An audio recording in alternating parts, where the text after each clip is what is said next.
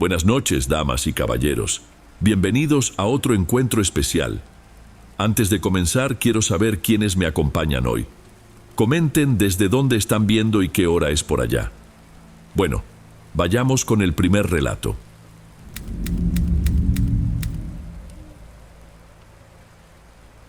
Existe la idea de que los objetos son inertes, que no se quedan con nada de nosotros.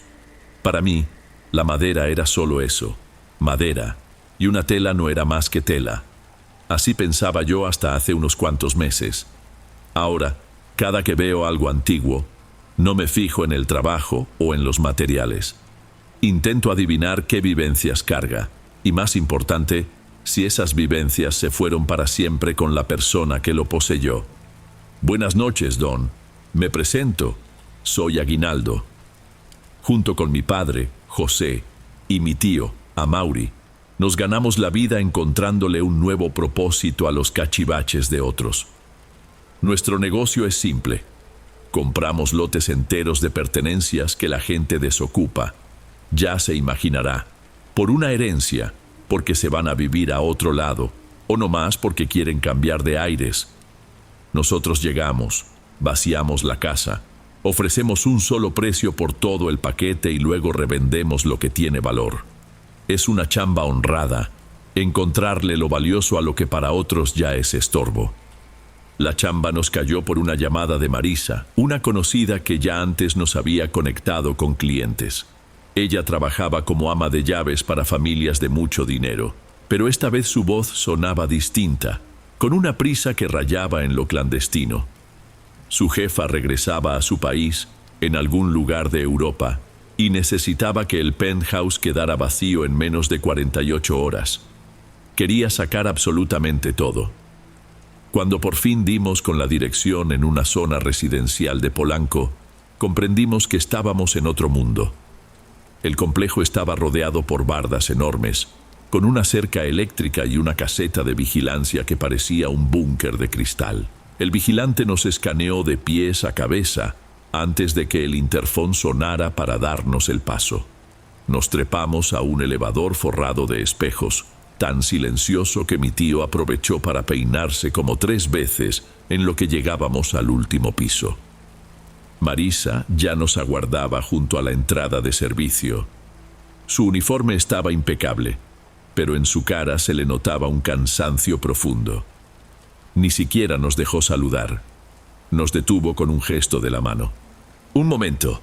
Antes de pasar tenemos que ver lo mío», nos dijo, casi en un susurro. Mi tío Amaury, que nunca se anda con rodeos, fue directo al grano. «Marisa, tú ya sabes cómo le hacemos. Primero checamos todo, le ponemos precio y...»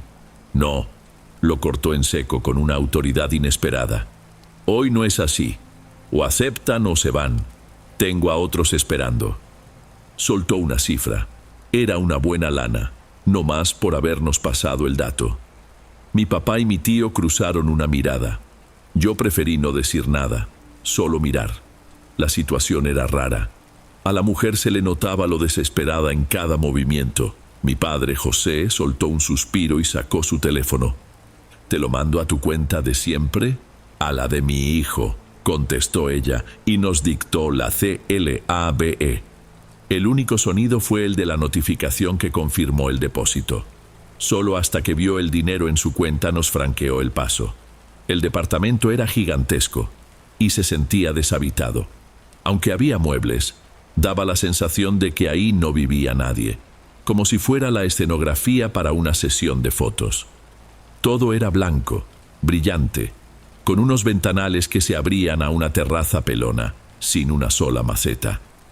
No había ni un retrato familiar, ni un libro fuera de lugar. Era el sitio más desalmado que había pisado.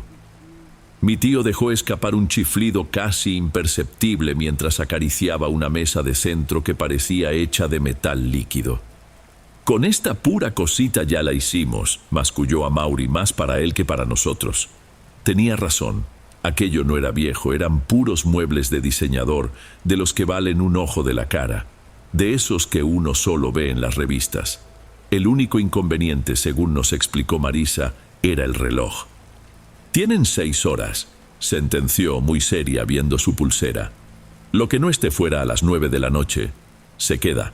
A esa hora llega una compañía a llevarse lo que la señora va a guardar. Mi padre no se inmutó. Agarró el celular y en menos de 20 minutos ya había conseguido una camioneta de mudanza y a 3 de sus conocidos para que nos ayudaran a cargar. Las horas que siguieron se nos escurrieron entre los dedos, envueltas en plástico de burbujas, el rechinido de la cinta canela y un tufo a sudor que se mezclaba con el perfume de lujo que impregnaba el lugar. Para las 8:40 la mayor parte de las cosas ya estaba abajo. Solo quedaba dar una última inspección. El departamento, ahora casi despojado de todo, se percibía todavía más amplio y ajeno. Lo único que se oía era el retumbar de nuestros pasos. Y fue en ese momento que me di cuenta de que en todo el tiempo que llevábamos ahí, nunca habíamos visto a la dueña. «Voy a avisarle a la señora que ya acabamos», le dije a mi papá. Tomé una escalera de diseño que flotaba hacia la segunda planta. Arriba había un corredor con varias puertas, pero solamente una permanecía cerrada. Di un par de toques suaves. «Señora, ya casi terminamos aquí abajo». Desde adentro, una voz apagada apenas alcanzó a decir «gracias». Emprendí el camino de regreso, pero esa misma voz me detuvo con un hilo de fuerza. «Espere». Me quedé plantado ahí por lo que se sintieron como 5 minutos. Fue tiempo de sobra para empezar a creer que me lo había imaginado. Justo cuando me disponía a bajar, la puerta se entreabrió. Una rendija mínima. Una mano pálida, de dedos muy largos, deslizó algo hacia el pasillo. Era un portatraje de una tela gruesa, de color hueso. «Llévense esto también», susurró la voz. Recibí el bulto. Tenía un peso considerable, mucho mayor del que su apariencia sugería. La mano se retiró y la puerta se cerró con un chasquido seco. Descendí la escalera con el paquete en mis brazos. La parte de abajo de la funda se arrastraba por los escalones. Al llegar a la sala, Marisa salía de la cocina y clavó los ojos en mí. Se le abrieron como platos. Se me acercó a toda prisa y me arrebató el bulto con una ansiedad que no era normal. «Dame eso, yo me encargo. Ándale, vete con tu papá». No me dio oportunidad de decir nada. Me dio la espalda y se alejó con el paquete a cuestas. No entendí su reacción, pero el cansancio me ganó y no quise discutir. De ahí nos fuimos directo a la bodega a descargar todo. Eran casi las 2 de la madrugada cuando por fin puse un pie en mi casa. Mi hermana, Aurea, ya estaba en su cuarto, y yo me desplomé en la cama como un costal. Transcurrieron unos 5 o 6 días. La famosa mesa de metal ya se había vendido, junto con otros muebles chicos. La inversión de Marisa ya estaba cubierta. Yo ya ni me acordaba del departamento ese, hasta que tocaron el timbre. Era ella. Estaba en el umbral de mi casa, con el mismo portatraje de tela color hueso en las manos. «Me mandó la señora a que se los diera», dijo con la respiración agitada, como si hubiera echado a correr. «Dice que es de ustedes, del lote, y que por nada del mundo lo quiere volver a ver». Casi le arrojó el paquete a mi mamá, Elsa, que había salido a la puerta a ver quién era. Antes de darse la media vuelta y desaparecer con la misma prisa con que llegó, Marisa nos soltó la historia. Resulta que la dueña del penthouse había venido de su país para casarse en México. El prometido era un empresario español que ya tenía años aquí. Juntos compraron el departamento, los muebles, todo. Pero, de un día para otro, el hombre se quitó la vida. Una tragedia. La mujer no pudo soportarlo y se largó, dejando todo atrás. En cuanto Marisa se fue, mi mamá extendió el contenido de la funda sobre la mesa del comedor. Era el vestido de novia, y era una cosa espectacular. Tenía un peso increíble, con un brillo que no parecía de este mundo. La tela era suntuosa y en la parte del corsé lucía unos bordados de hilo de plata que parecían brillar con luz propia. Mi mamá quiso doblarlo para meterlo de nuevo en su funda, pero la falda era tan voluminosa que no había manera. Al final, se dio por vencida y lo dejó hecho un montón sobre una de las sillas. Mientras ella batallaba, yo revisé el portatraje. En un bolsillo oculto encontré una pequeña tarjeta. Pertenecía a un atelier de alta costura, de un diseñador del que nunca había oído hablar. Al reverso, una caligrafía elegante había intentado dejar una nota, pero la tinta se había corrido, como si le hubiera caído una gota de algo. Apenas se distinguían las primeras palabras: para que nuestro para siempre comience. Sentí que algo se me apretaba en el estómago. Al día siguiente mi mamá no era la misma, apenas si tocó su café. En cuanto mi papá y mi tío se fueron para la bodega, me jaló a la cocina. Hablaba en voz muy baja, casi como si no quisiera que la oyeran. Aguinaldo, ese vestido, algo tiene. No es normal. Le pedí que se tranquilizara y me contara bien. Me dijo que durante la noche se había levantado por un vaso de agua. Al pasar por el comedor, vio el vestido parado junto a la silla.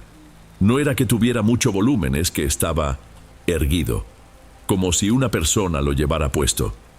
Juró que se quedó helada del susto, pero se forzó a acercarse, pensando que era parte de un sueño.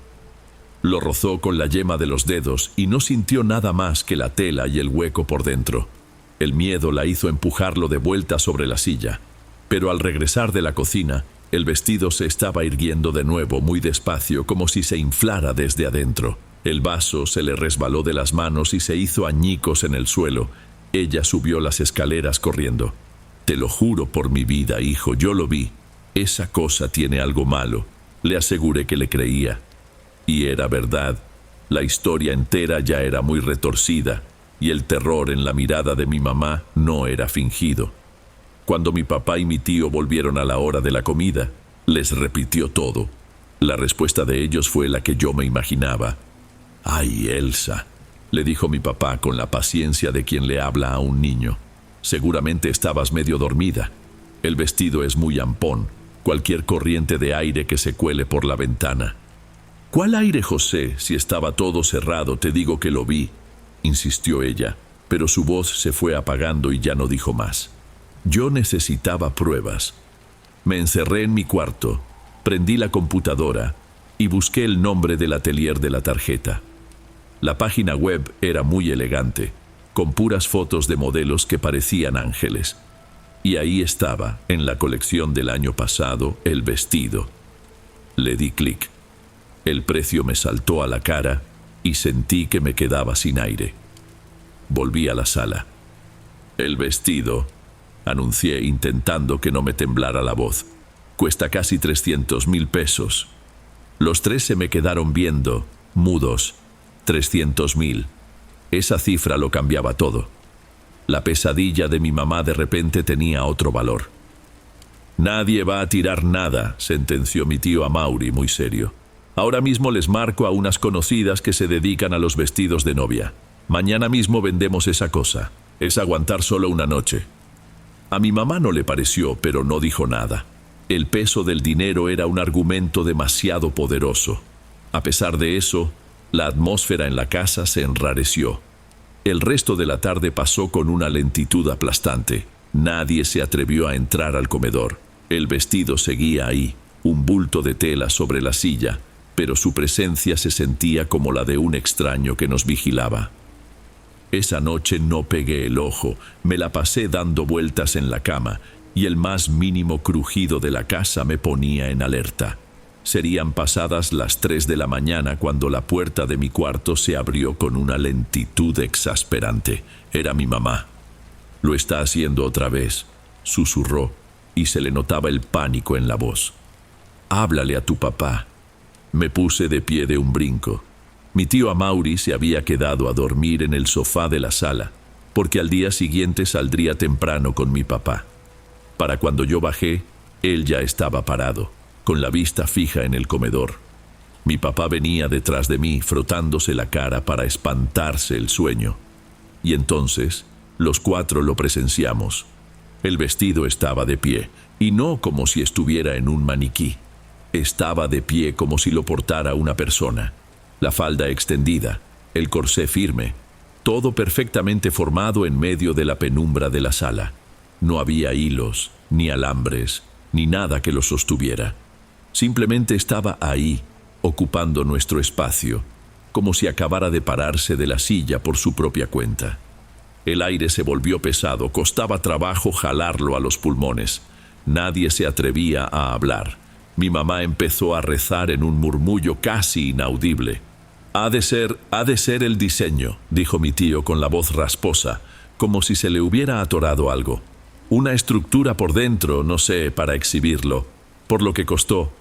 Y justo como si nos hubiera entendido, el vestido empezó a colapsar. Despacio, sin emitir sonido alguno, se fue desinflando, la tela perdiendo su rigidez hasta quedar de nuevo como un simple montón de ropa en el suelo. Nos quedamos ahí los cuatro congelados sin saber qué esperar. Y entonces comenzó a erguirse de nuevo. Nadie se movió un centímetro. La sala se sentía como una caja sin oxígeno.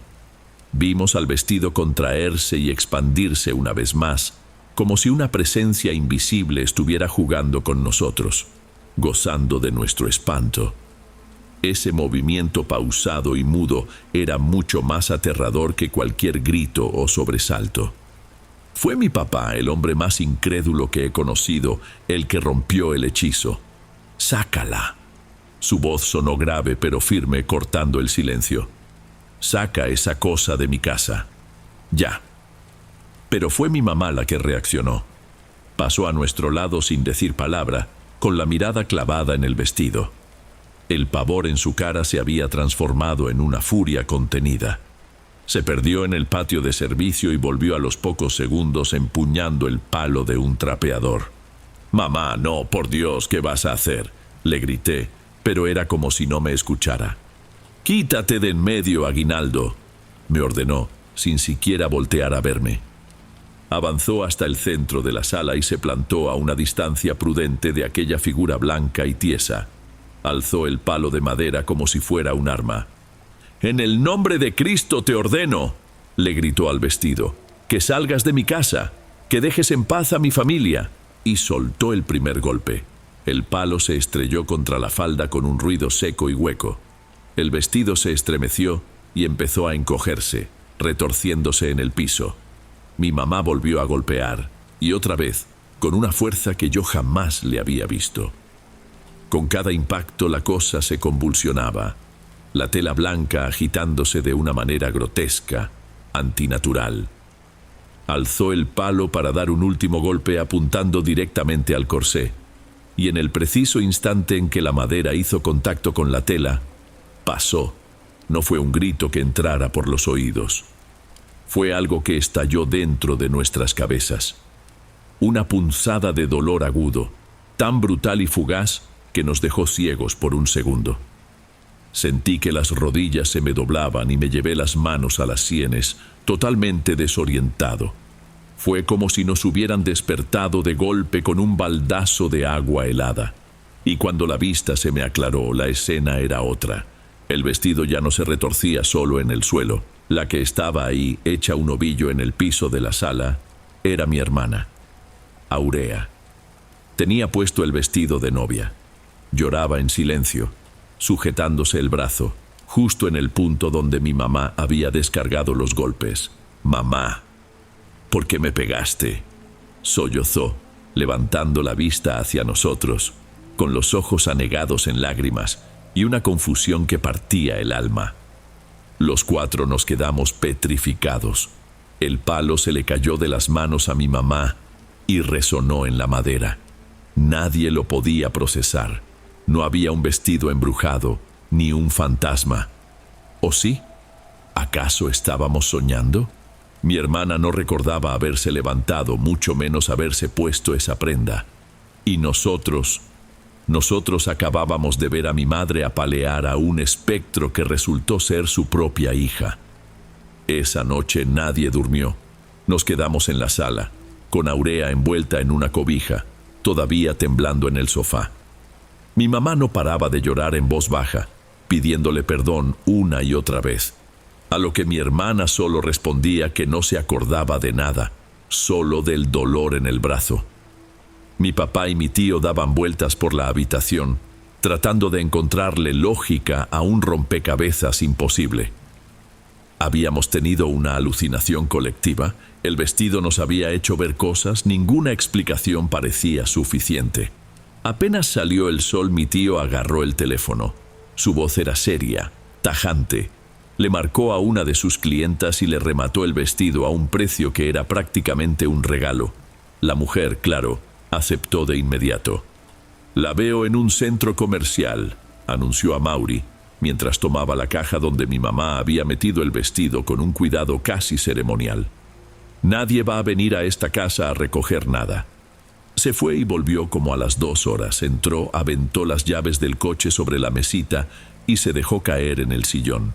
«Listo, ya se fue», dijo, y exhaló con la fuerza de quien ha aguantado la respiración por días.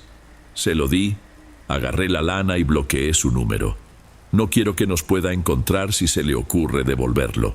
Intentamos que todo volviera a ser como antes. Hicimos la limpieza. Mi papá pegó el vaso que mi mamá había roto la primera noche. Evitamos sacar el tema. Pero el silencio era todavía peor, porque estaba lleno de todo lo que no tenía explicación. 2 días después sonó mi celular. Era un número que no conocía. Contesté. «Bueno, aguinaldo». La voz del otro lado era un susurro lleno de pánico. Era Marisa. «Oye, ¿pasó algo raro con las cosas que se llevaron de allá?» Un escalofrío me recorrió de arriba a abajo. Ella sabía. Todo este tiempo, ella sabía algo. Antes de que yo pudiera decir nada, continuó, atropellando las palabras. «¿Sabes qué? Olvida que te llamé. Una disculpa, no me vayas a marcar de regreso». Y colgó. La vida ha continuado, o eso se supone. Pero las cosas ya nunca fueron iguales, al menos para mí. La semana pasada estaba yo en la cocina y mi hermana pasó por el pasillo hacia su cuarto. Por una fracción de segundo, al ver su reflejo en el cristal de la ventana, no vi a Aurea en pijama. Vi a una novia. La tela blanca, el brillo plateado, el velo cubriéndole el rostro. Parpadeé, con el corazón atorado en la garganta, y la visión se fue. Era mi hermana, otra vez. Pero ahora estoy seguro de que, aunque nos libramos del vestido, una parte de esa noche se quedó a vivir en esta casa. Se quedó aquí, conmigo. Y de vez en cuando, por el rabillo del ojo, todavía la veo levantarse para saludar.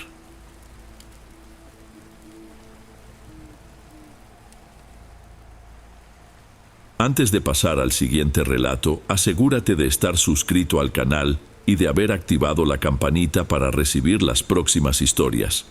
Aprecio mucho tu compañía y tu apoyo hace toda la diferencia. Bueno, sigamos.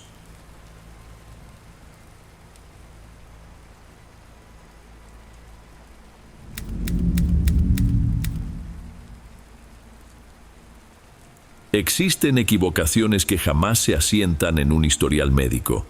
No me refiero a una medicina mal calculada o a un juicio apresurado.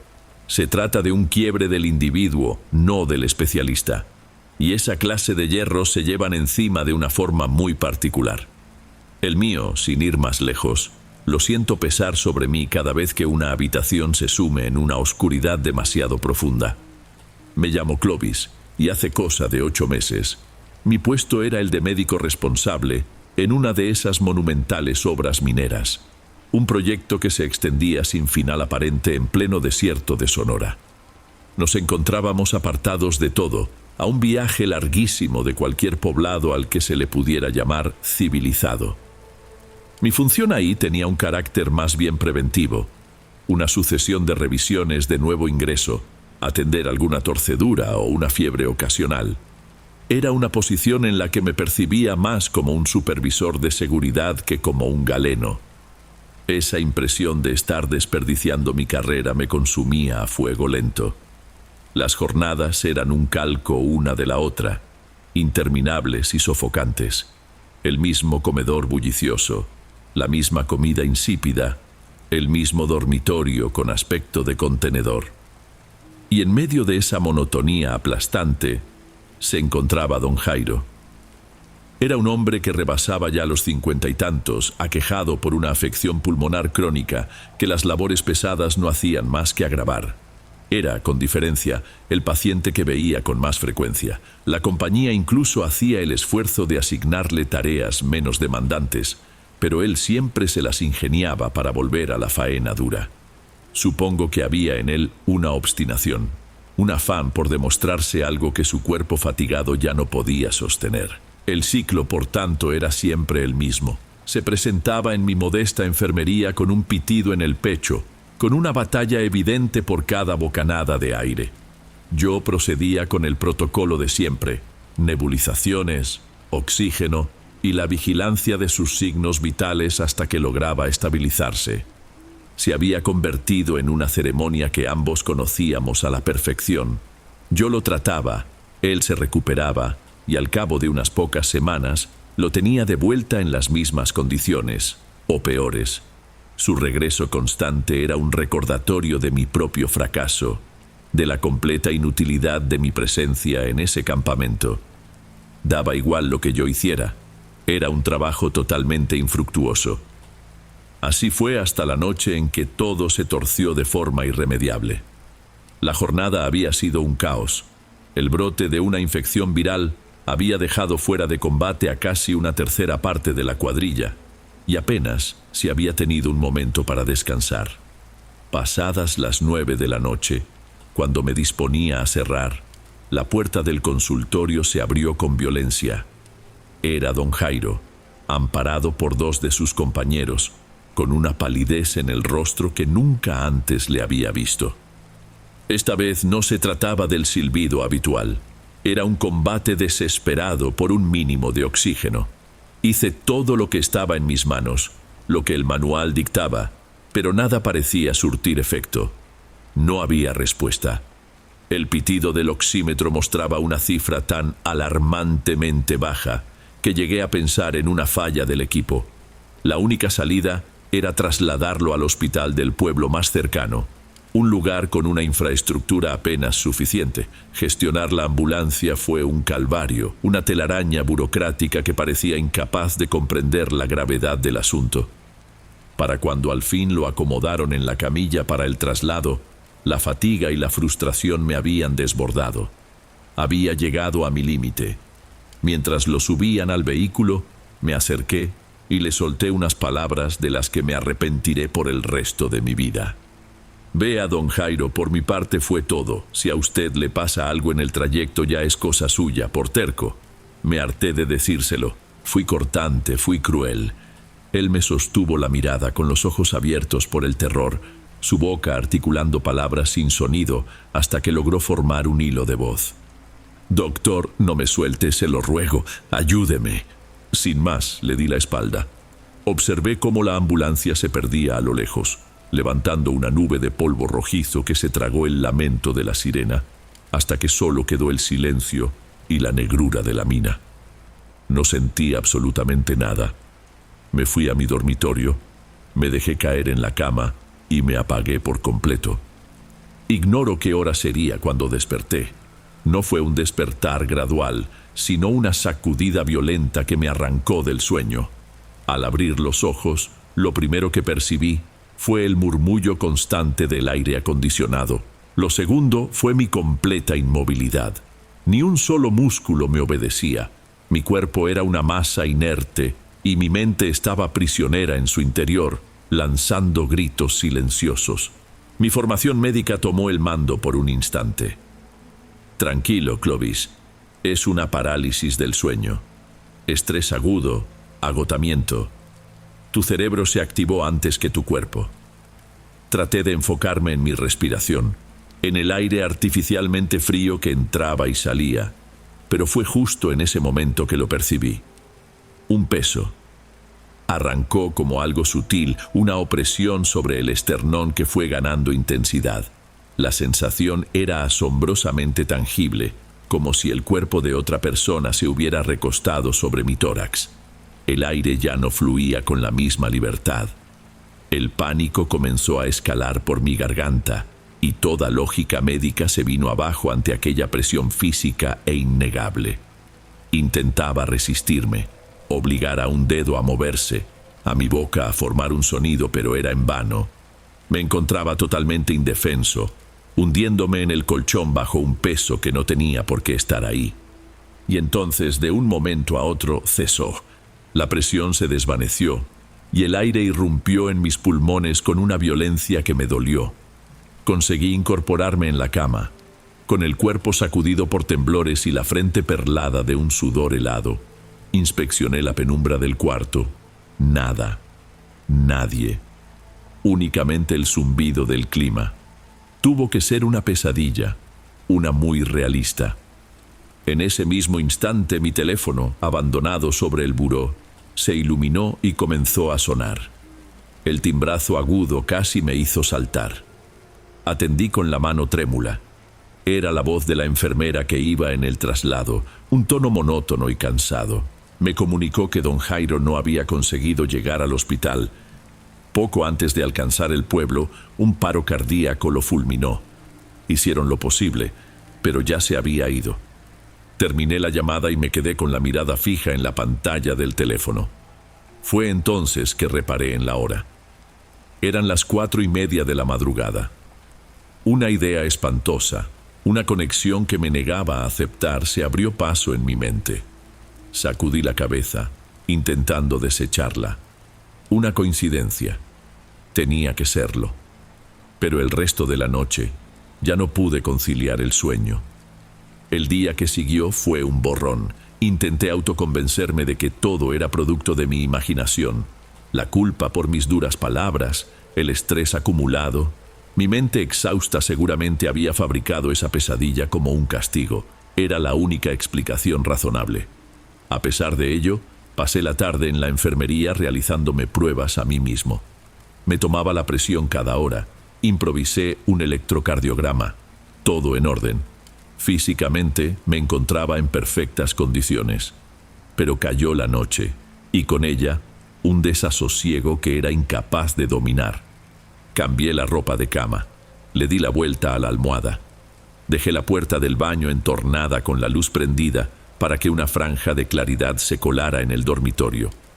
Cualquier cosa que alterara la rutina de la noche anterior, que me hiciera sentir que tenía algún control. Me metí en la cama, pero el sueño se rehusaba a venir. Cada sonido del campamento, cada crujido de la estructura, me ponía en estado de alerta. El agotamiento finalmente me venció pasada la 1 de la mañana. Y otra vez el despertar abrupto, el cuerpo paralizado, la mente en un grito mudo. Pero esta vez fue diferente, más rápido, más deliberado. El peso no se hizo esperar. Ya estaba ahí, aplastando mis costillas con una fuerza salvaje. El pánico me consumió, pero lo peor no era la opresión, era el sonido. Un estertor bajo y húmedo justo a un lado de mi oído, el sonido de un pulmón que lucha, que se encharca, el sonido de alguien que agoniza. Yo conocía ese ruido, lo había auscultado decenas de veces en el pecho de don Jairo. El corazón me golpeaba el pecho con la intención de escapar. Con un esfuerzo que sentí sobrehumano, logré desviar la mirada hacia la esquina de donde provenía el sonido. No había una persona, ni una silueta definida. Era algo peor. Era un borrón en la penumbra, un fragmento de la negrura del cuarto que se sentía más concentrado, más pesado, una distorsión en el aire con masa y presencia propia. Esa cosa se movió y la presión sobre mí se intensificó al grado de sentir que mis huesos iban a ceder. Iba a morir ahí mismo, aplastado y asfixiado por algo que carecía de rostro. Y de pronto, el alivio. El peso se fue, el ruido se detuvo. Me incorporé de un salto, respirando con jadeos cortos y desesperados. Tomé el celular de la mesita y usé la linterna para barrer cada rincón del cuarto. Vacío. La luz del baño seguía filtrándose por la puerta entornada. Nada había cambiado. Miré la pantalla del teléfono. 4:30 de la madrugada. La misma hora.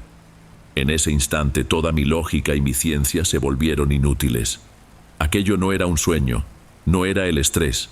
Era algo real, y por alguna razón estaba buscándome. Dormir ya no era una posibilidad.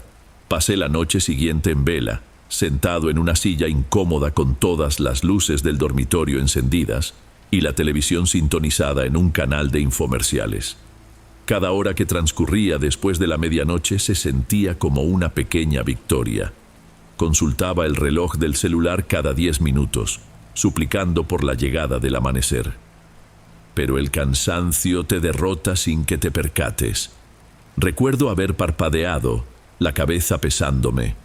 La siguiente imagen que tuve fue la televisión apagada y el cuarto en una oscuridad total. Un frío que no era del aire acondicionado me recorrió los brazos. Ya no estaba en la silla, estaba en la cama. Y no estaba solo. Desperté ya con el cuerpo inmóvil y con la certeza de que la noche había alcanzado su clímax. La forma oscura se cernía sobre mí, más nítida, más sólida que las veces anteriores. Y en esta ocasión, el peso no estaba en mi pecho, sino en mi cuello. No sentí manos ni una soga. Era una presión circular helada e implacable que me estaba cerrando la tráquea. El paso del aire se cortó de tajo. Fue inmediato. Mis pulmones comenzaron a arder, un fuego que se propagaba por mi cuerpo entero. Reaccioné por puro instinto, retorciéndome por dentro, tratando de arquear la espalda, de forzar cualquier sonido, pero mi cuerpo era una celda. Puntos negros empezaron a bailar en mi campo de visión y un sabor a metal oxidado me llenó la boca. Me estaba muriendo. En medio de esa desesperación, junto al silbido que ahora parecía resonar dentro de mi propio cráneo, escuché un susurro húmedo cerca de mi oído, un jirón de voz, casi un eco. No me suelte. En ese instante, una comprensión atroz me golpeó. La falta de aire, el pánico, la sensación de ahogarme en seco. Era eso. Era exactamente lo que don Jairo había experimentado. La imagen de su rostro en la ambulancia, su mirada suplicante se adueñó de mi mente. Mi terror mutó en algo distinto, una vergüenza, un remordimiento tan hondo que dolía más que la propia asfixia. Tenía que decirlo, tenía que lograr que él lo escuchara. Con la última reserva de fuerza que me quedaba, expulsé el aire atrapado en mis pulmones. Perdón, el sonido fue apenas un rasguño, casi inaudible. La presión en mi cuello no cedió. Lo intenté de nuevo, concentrándome en cada sílaba, en cada letra. Don Jairo, perdóneme, lo siento de verdad. Apenas terminé la frase, la presión se esfumó, se desvaneció por completo. Mi cuerpo quedó libre y rodé fuera de la cama, tosiendo, ahogándome, jalando aire en bocanadas ruidosas y agónicas. Cuando fui capaz de alzar la vista, la mancha oscura estaba junto a la puerta. Permaneció ahí, quieta, por un par de segundos que se sintieron como una eternidad. Luego, simplemente se disolvió, como el humo cuando se mezcla con el aire. Me quedé en el suelo temblando mientras una tristeza abrumadora se apoderaba de mí, y entonces rompí a llorar. No era llanto de miedo, sino de una culpa que por fin había encontrado una vía de escape. Eran, una vez más, las 4:30 de la mañana. Ya no intenté dormir, me quedé ahí en el piso de la habitación, hasta que las primeras luces del alba se asomaron. Me levanté, tomé una ducha larga, sintiendo el agua caliente como si pudiera limpiar no solo la fatiga, sino la suciedad que sentía por dentro. Había una pequeña capilla improvisada en el campamento, una construcción de madera con unas bancas y un altar sencillo. Jamás había puesto un pie ahí, pero esa mañana fui. Me senté y recé por el descanso de un hombre al que le había negado un poco de paz en su momento final. Las visitas de aquella forma oscura no se repitieron nunca más, pero no se fue del todo. Una parte de ella se quedó conmigo, como una cicatriz interna. Unas semanas más tarde, solicité mi cambio de esa mina. Ya no era capaz de ver la enfermería ni mi dormitorio sin que todo volviera a mi mente. Ahora trabajo en un consultorio de barrio, en una ciudad cualquiera. Mi vida recuperó una rutina, pero no es la misma de antes. Aquel hartazgo, aquella impaciencia, jamás volvieron. Pero la realidad es que fueron sustituidos por algo más: el miedo. A veces llega un paciente con dificultad para respirar, con ese silbido en el pecho, y cuando tomo el estetoscopio para auscultar sus pulmones, mi mano tiembla ligeramente. Me inclino, le pido que respire hondo, y por un instante cierro los ojos y escucho con una atención que raya en lo paranoico. No busco solo el diagnóstico, sino la seguridad de que la persona frente a mí se siente vista, escuchada, que sabe que ahí hay un ser humano y no solo un profesional agotado. Dicen que me he vuelto un mejor doctor, más humano. Pero solo yo conozco el costo de esa humanidad. Es una lección que aprendí de la manera más terrible. Una terapia de choque que tuvo su origen en esa clase de error que ningún médico asienta en un expediente. El error que, a fin de cuentas, me obligó a escuchar y que llevo conmigo siempre, cada vez que una habitación se queda demasiado a oscuras.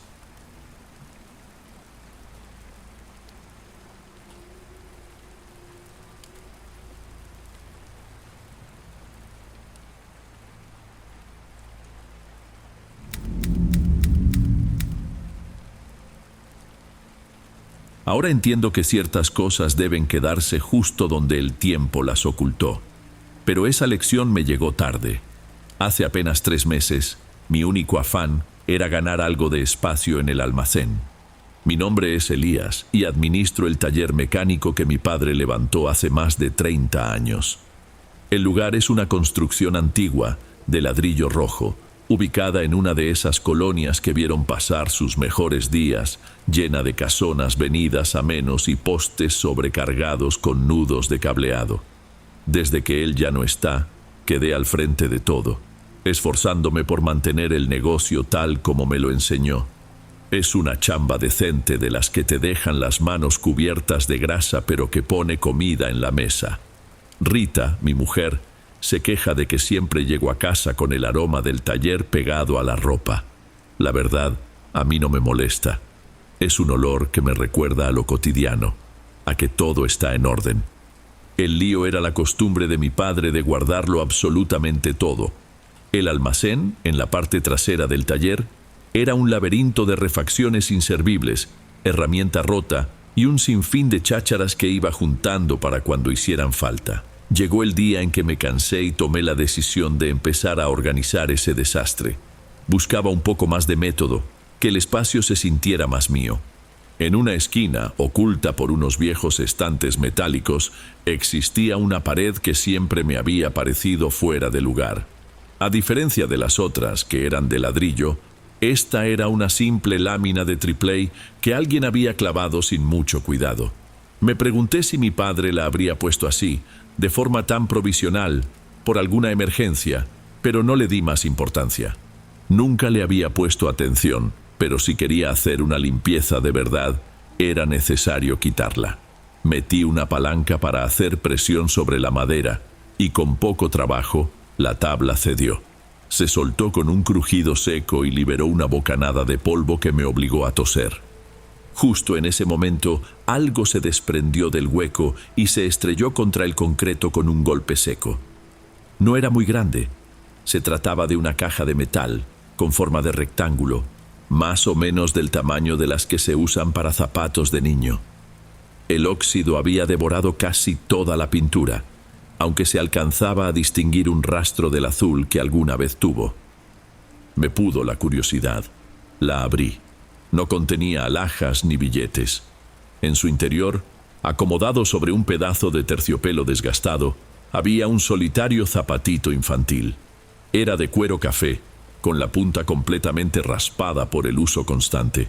Al examinarlo, noté que la suela tenía un desgaste irregular en uno de los bordes, como si el niño que lo calzó tuviera una ligera cojera. No sabría decir por qué, pero tenerlo en mis manos me generó una sensación muy particular. No llegaba a ser miedo, sino más bien una especie de melancolía. Un objeto tan íntimo y tan viejo, abandonado dentro de un muro. Asumí que sería de algún habitante anterior, de una época muy lejana a la del taller.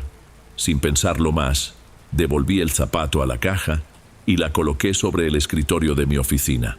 Ya encontraría el momento para decidir qué hacer con él. Continué con la limpieza, completamente ignorante de que había perturbado algo que jamás debió ser encontrado.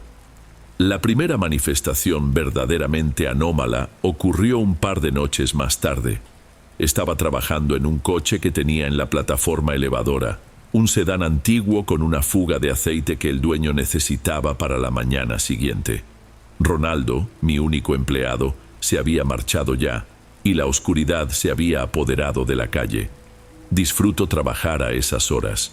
La quietud me permite concentrarme. Solo me acompañaban la radio a un volumen muy bajo y el zumbido constante de las lámparas del techo. Me deslicé bajo el chasis en mi camilla con ruedas, con la lámpara de trabajo colgando del eje para iluminar la maquinaria.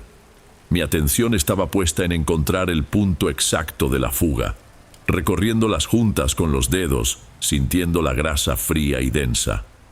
Fue una visión periférica la que me alertó. Del otro lado del vehículo, casi a ras de suelo, un poco más allá de la llanta de atrás.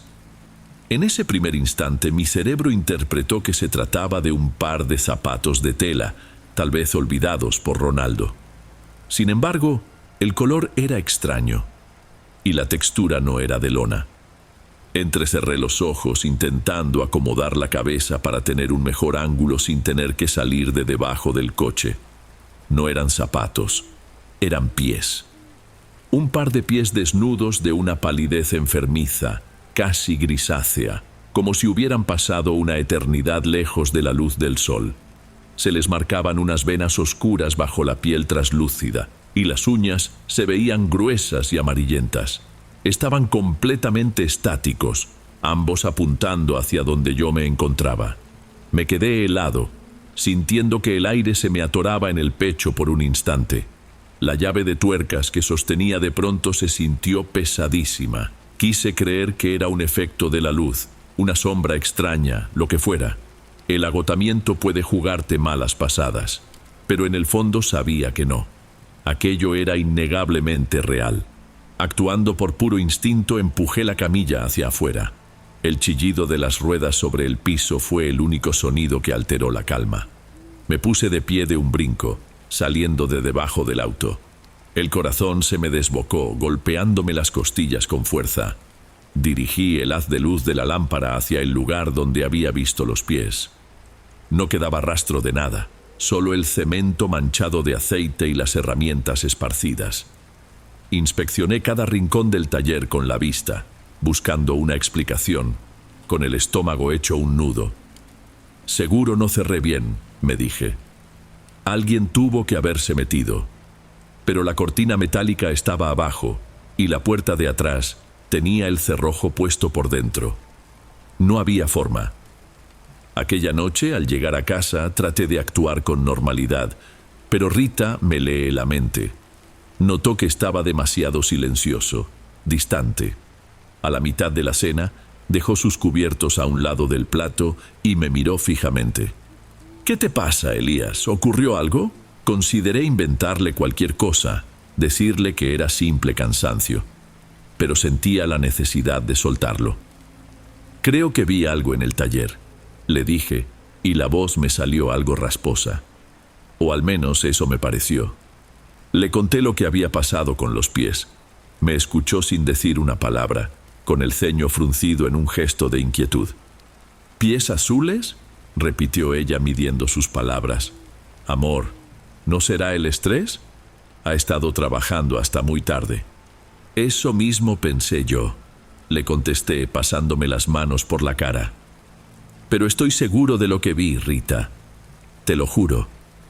Se quedó callada un momento y luego se acercó un poco más sobre la mesa. «Mi abuela solía decir que los lugares muy viejos guardan las huellas de la gente que vivió ahí, sobre todo si ocurrió alguna desgracia». Hizo una pequeña pausa. «Quizá no estás tan solo como crees». El comentario de Rita, lejos de tranquilizarme, me inquietó todavía más. Sus palabras, pronunciadas con la certeza de quien creció escuchando esas historias, abrieron en mi mente una posibilidad que yo había mantenido cerrada, y a través de ella empezaron a filtrarse toda clase de ideas. Los días posteriores, el ambiente en el taller cambió.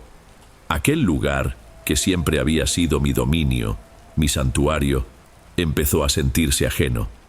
Cada sonido habitual de la vieja construcción, el crujido de una viga, el golpeteo del viento contra la cortina metálica, me ponía en alerta. Sucedía que dejaba una llave sobre el banco de trabajo y al darme la vuelta, la encontraba a unos centímetros de donde la había puesto. Una nimiedad, claro. Probablemente yo mismo la movía sin fijarme. Eso era lo que me repetía.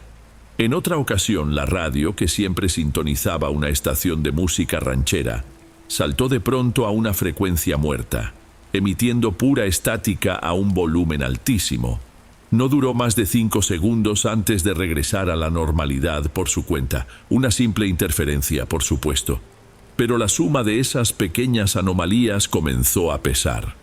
El aire en la zona del almacén se sentía notablemente más frío que en el resto del taller, incluso durante las tardes más calurosas.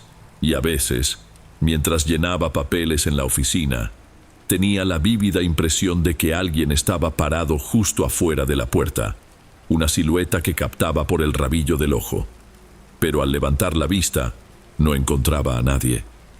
Empecé a cerrar a la misma hora que Ronaldo. Le daba cualquier excusa, que Rita me había pedido ayuda con algo en la casa, cualquier cosa para evitar quedarme ahí solo cuando caía la noche. El taller había dejado de ser mi refugio para convertirse en un lugar al que le estaba agarrando miedo. Y en mi escritorio, la caja de metal oxidada parecía vigilarme. Intenté tirarla a la basura en varias ocasiones, pero una fuerza extraña me detenía y terminaba por devolverla a su sitio. Lo que finalmente rompió el dique ocurrió hace un par de semanas. Rita y yo tuvimos una discusión muy fea. La chispa fue un recibo que se me pasó pagar, una tontería, pero la realidad era que ambos estábamos con los nervios de punta. Yo, con toda la tensión acumulada del taller que no sabía cómo verbalizar, y ella, angustiada por mi estado de ánimo, por mi hermetismo. La pelea se salió de control, nos herimos con las palabras y al final salí de la casa dando un portazo. No tenía la intención de ir al taller, de verdad que no, pero no se me ocurría otro lugar a donde ir. Conduje sin rumbo por las calles de la colonia, con la radio apagada y un torbellino en la cabeza. Sin darme cuenta, acabé estacionado frente a la cortina metálica de la bodega. Se acercaba la medianoche. Se me ocurrió que un poco de trabajo manual, algo que requiriera toda mi atención, me ayudaría a calmarme. Fue un grave error. Dentro el aire se sentía denso, como siempre, pero esa vez había una carga distinta. Una especie de tensión expectante que parecía emanar de las paredes. Traté de no hacerle caso. Me dirigí a mi pequeña oficina, ese cubículo con un escritorio, una silla y montañas de facturas. No quise prender la luz principal del taller. Dejé encendida solo la lámpara de mi escritorio, que proyectaba un círculo de luz amarillenta en medio de la penumbra. Me dejé caer en la silla, con la cara entre las manos, reviviendo la pelea con Rita, sintiéndome un completo imbécil. Y en ese momento lo escuché. Comenzó como un murmullo lejano proveniente del fondo de la bodega, cerca del almacén. Era un ruido de algo que se arrastraba y golpeaba. Un arrastre y un golpe, rítmico, pausado. Todo mi cuerpo se tensó. No era el viento, no era un animal. El sonido era demasiado deliberado. El ruido se fue intensificando, avanzando por el pasillo lateral que daba a la puerta de mi oficina. Un instinto primario me urgía a apagar la luz, a meterme debajo del escritorio, pero estaba clavado en el asiento. Mi cuerpo no respondía. Era como si mis músculos se hubieran negado a obedecer, atrapado entre una curiosidad morbosa y un terror como el que nunca antes había experimentado. Me quedé ahí, sentado, con la vista fija en la puerta abierta, en espera. Y entonces se manifestó. Cruzó lentamente por el marco de la puerta, a unos 5 metros de mi escritorio. Era la figura de una mujer. o lo que quedaba de una. Su cuerpo era enjuto, con los hombros hundidos por un esfuerzo sobrehumano. Vestía algo que parecía un vestido de color claro, ahora cubierto de mugre, con manchas oscuras y el dobladillo deshecho. Su cabello, largo, negro y sucio, le caía sobre el rostro, ocultándolo por completo.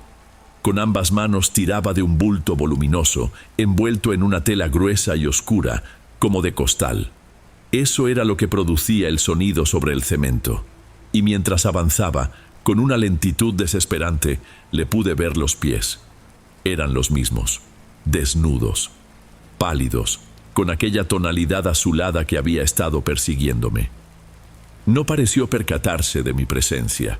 Continuó su trayectoria hacia la nave principal del taller, pero, justo al llegar al centro del umbral, se detuvo. El sonido del arrastre se cortó de golpe. El silencio que vino después fue infinitamente peor. No se giró del todo, pero alcancé a ver cómo su cabeza se ladeaba apenas, un movimiento mínimo, en dirección a la luz de mi oficina. Sabía que yo estaba ahí. Estaba consciente de mi presencia. Aquello fue mi límite. Mi cuerpo por fin reaccionó. En un movimiento brusco, me hice para atrás con todo y silla, que se volcó con un gran estrépito. No me quedé a ver qué pasaba.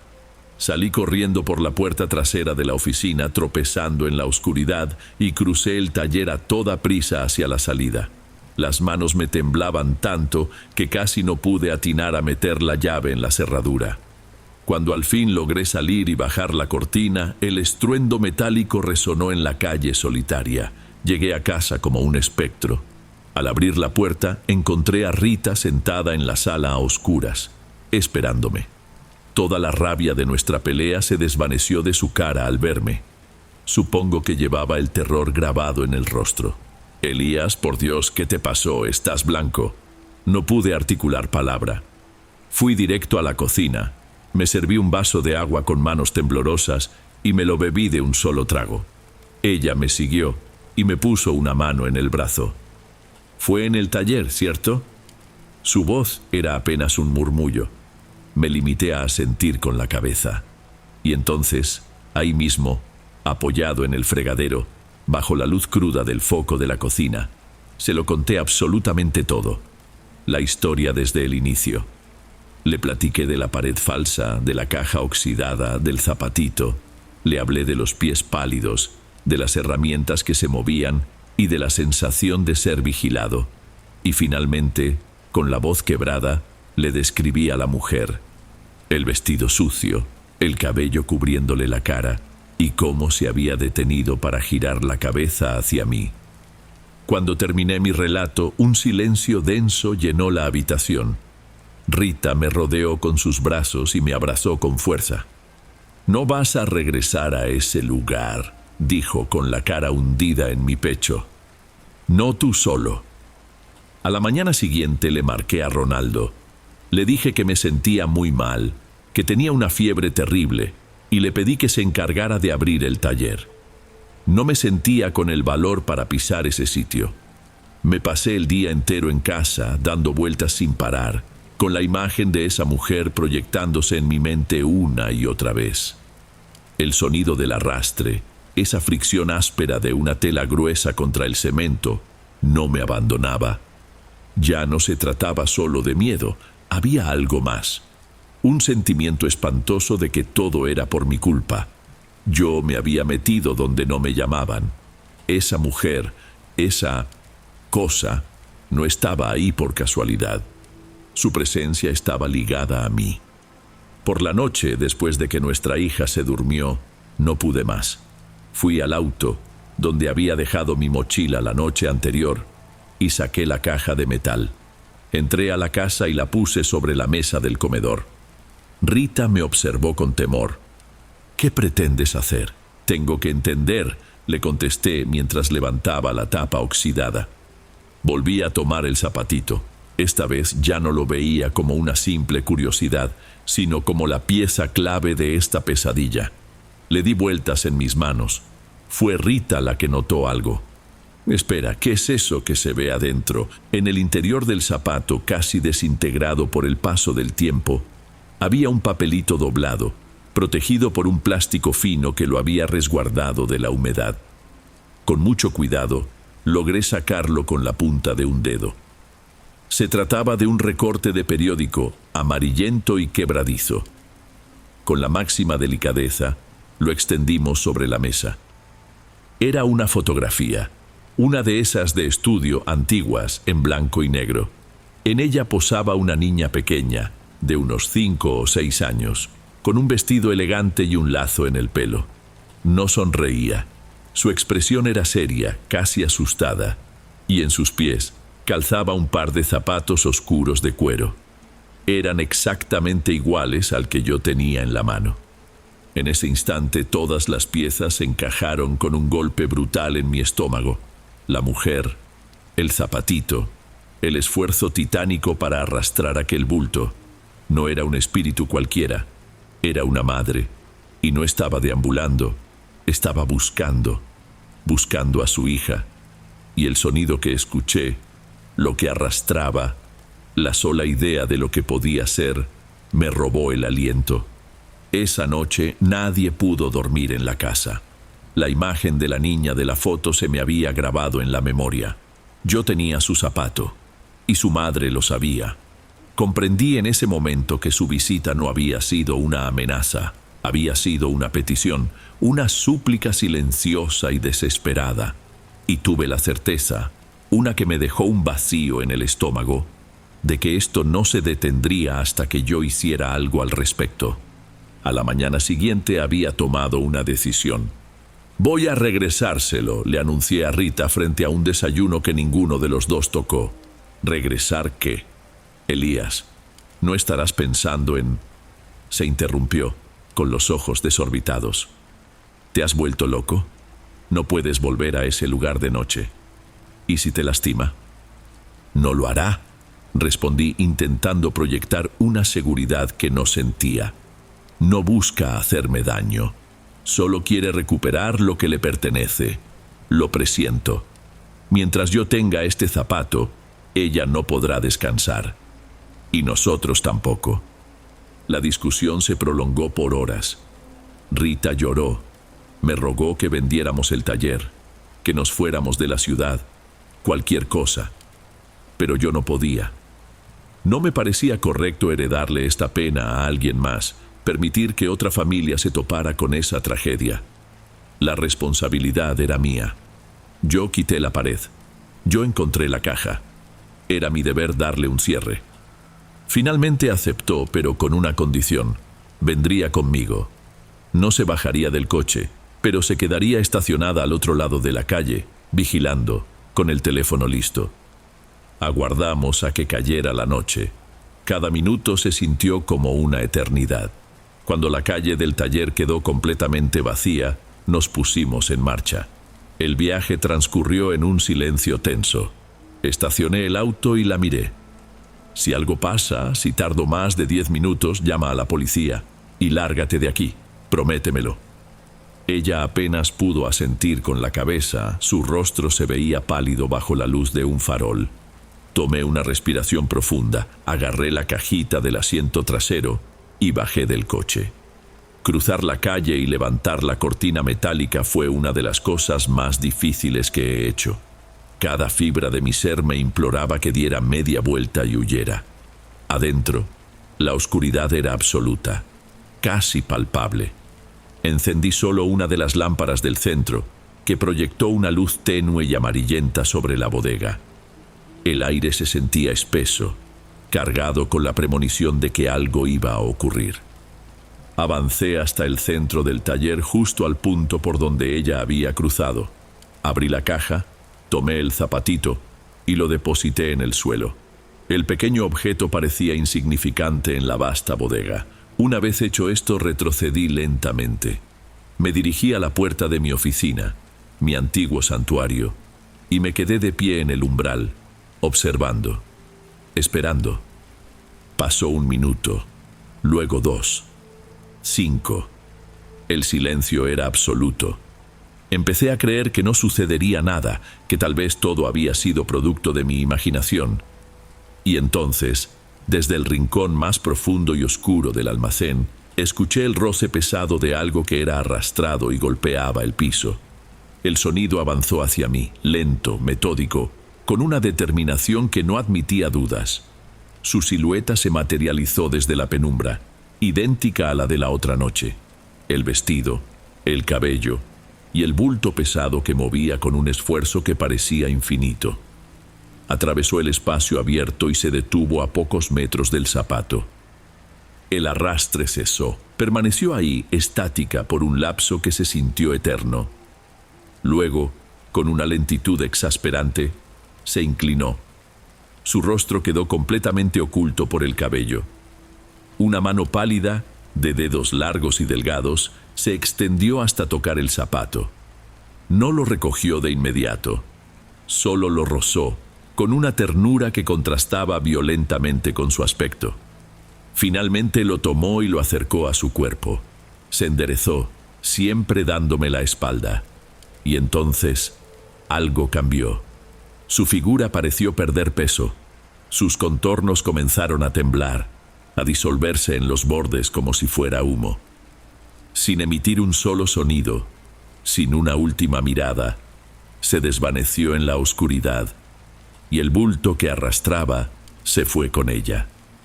La bodega quedó en silencio. Pero era un silencio distinto, un silencio vacío, limpio. La sensación de opresión había desaparecido. Me quedé ahí de pie no sé por cuánto tiempo, hasta que mis piernas por fin reaccionaron. Aún conservo el taller. El lugar volvió a ser simplemente un espacio de trabajo. Pero cada vez que veo un zapato de niño tirado en la calle, o escucho el sonido de algo arrastrándose por el suelo, lo recuerdo. Recuerdo a esa madre, prisionera de su propio dolor. Y recuerdo que yo, sin intención, invadí su duelo.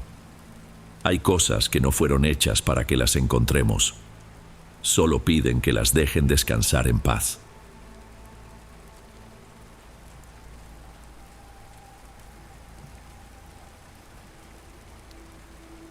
Bueno, amigos, estos fueron los relatos de hoy. Espero de corazón que les hayan gustado. Subo nuevos videos todos los días y me dará mucho gusto verlos en los próximos. Ahora en la pantalla les dejo otros 2 buenos videos que seguro les encantarán. Un abrazo de Dom y nos vemos por allá.